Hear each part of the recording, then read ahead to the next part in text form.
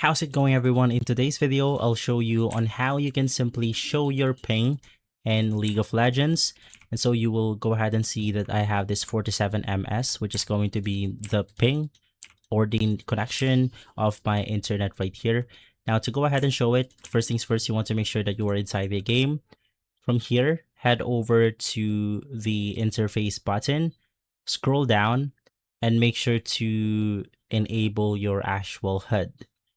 From there, you also want to scroll down until you go ahead and see the FPS or the ping option.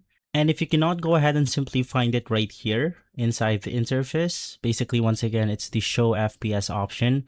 Let's head over to hotkeys, navigate through the display option, and then we have the toggle FPS display. As of right now, it's set as Control F for default. So in here, we could actually see our FPS, or I mean our ping. And if we press Control F, it will then disappear. And same thing with the FPS and the actual ping right here. So you want to go ahead and press Control F again just to show it again.